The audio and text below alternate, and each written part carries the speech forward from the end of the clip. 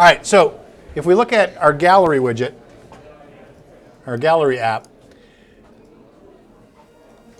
we could actually make this really easy. So all I need, I'm gonna get rid of all these functions for now, and I'm just going to do if I click the mouse anywhere on the screen, because I don't have the full code here. So I'm gonna come up here to my opening screen one. I'm just gonna paste this in for a second. I'm gonna get rid of all of my functions for image 1 through 2 all the way through. And up here, rather than creating variables for the images, I'm gonna create an image array.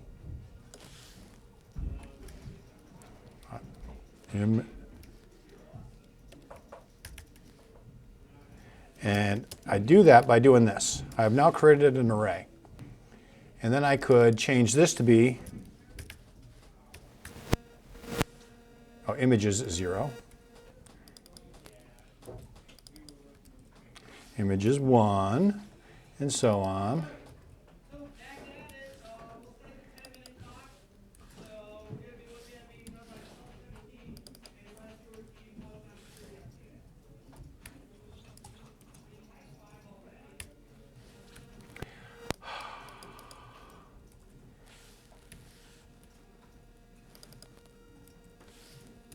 All right, so I've got that, so I'm going to load all my images, and then rather than calling opening screen, I'm just going to show, I now need, remember we had to have a variable to keep track of which image we were on? So I'm going to do that.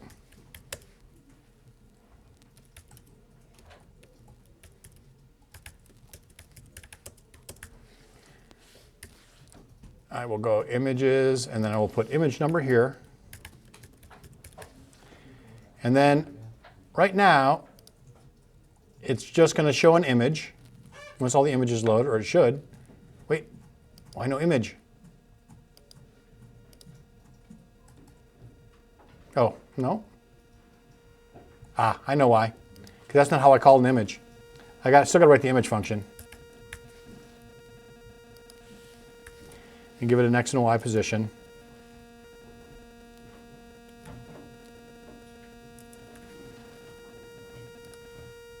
Oh, and I got to make it a little smaller.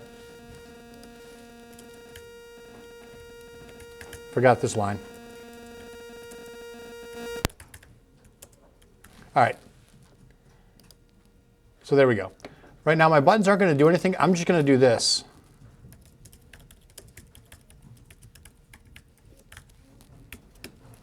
And I'm just going to say image number gets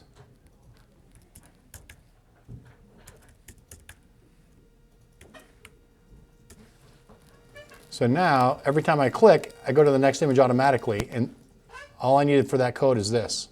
You with me?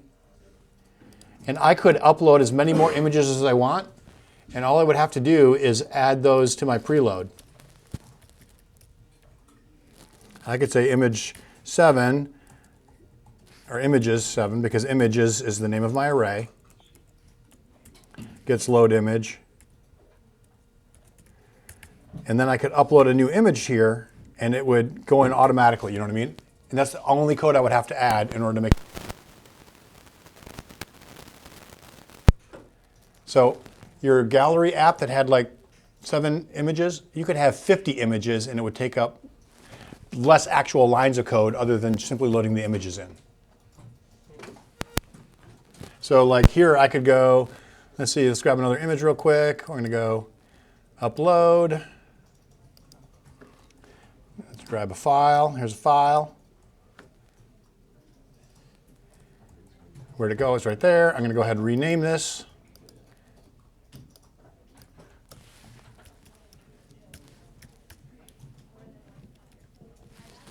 And now if I go back to my sketch, all I have to do is load that image in here.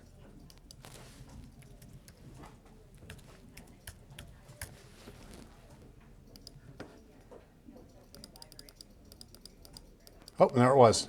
I clicked past it too fast. And I could keep adding images just by uploading it and then linking it in. And I can have as many images as I want. It's pretty cool, yeah? So the power of arrays is it lets me do repetitive things. Of course, that one was not a square image, so it looks a little funky, but it lets me do repetitive things very easily with a list of things. I'll see you, Mr. Dickey. See ya. So now, I could do the same thing here, again, like I was just talking about. So there's two different ways to kind of start our arrays. One is I could declare the array up here, and then I could load the stuff in. The other way is I could declare and initialize it at the same time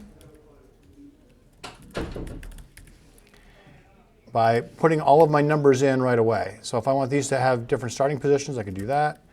I'm going to go ahead and add a third one just for the fun of it. And then I could do Y positions. And I'm going to make, again, the square bracket is for an array.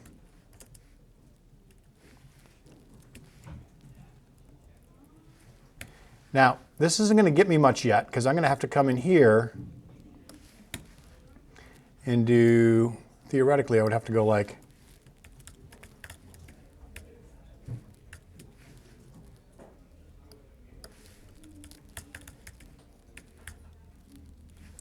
and then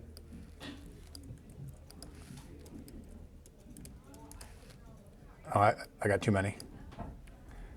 I only had 3 things, so theoretically I could do this, but this doesn't really save me anything, does it? That saves me nothing, does it? It doesn't. But there's a thing we can do. There's a thing we can do, and that's the next piece I need to share with you, which is how to do a for loop. We're going to use a loop to loop through our array.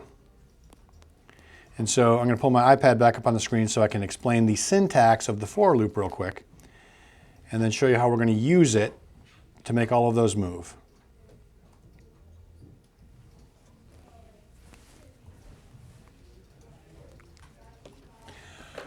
I hate waiting. This would be so much smoother had we not had a fire drill. I blame Mr. Cronin.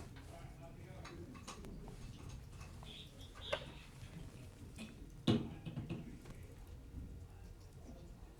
right, so what we can do with a for loop is the syntax is we write the word for, we create a variable,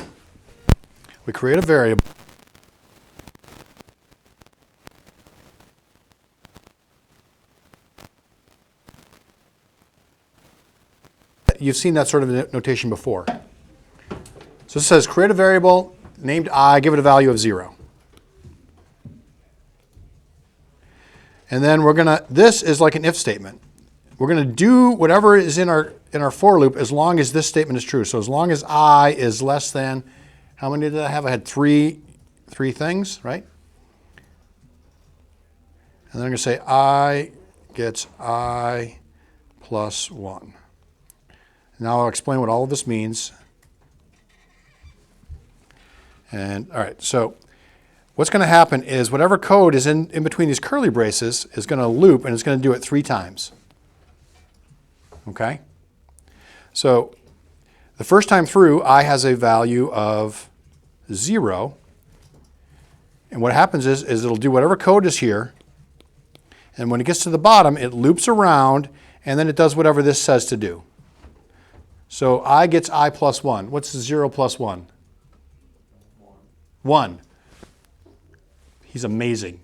Did that in his head. So 1. And then it asks, is 1 less than 3?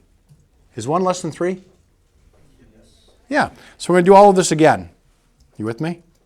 Then we come back around, and then we do this again. What is 1 plus 1?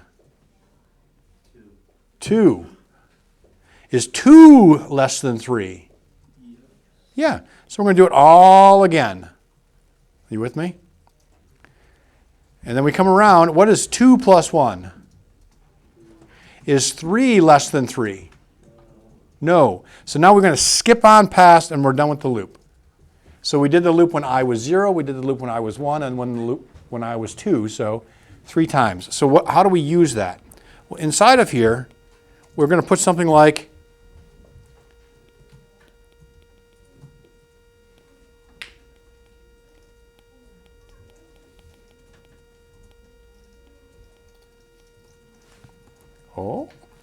See what I did there?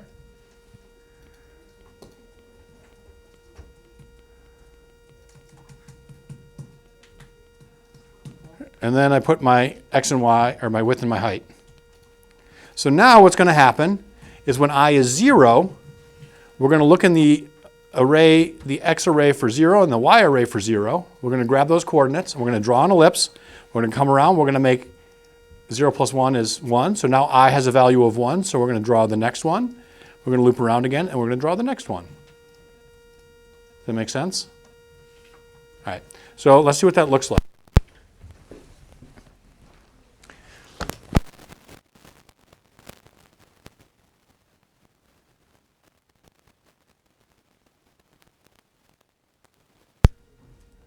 Let I get 0, I less than 3, I gets I plus 1. Open curly brace. I'm going to get rid of these lines because I'm lazy. Just going to do that. And then I'm going to go put an I here and an I here. I'm not going to call move circles right now because move circles is going to be broken. And I'm going to run this. Hey, look at that. I got 3 ellipses. Now watch this.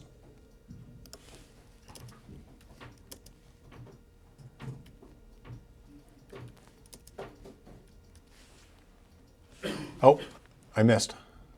I wanted those to be inside the brackets.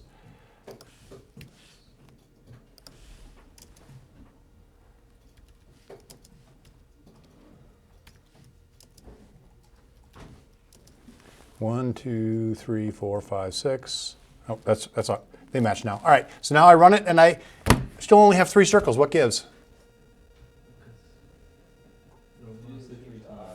Oh, so I got to come down here. So if I change this to now be 6, see what I'm saying? I could draw a whole bunch of them, couldn't I? Just by making this longer. The other thing I could do,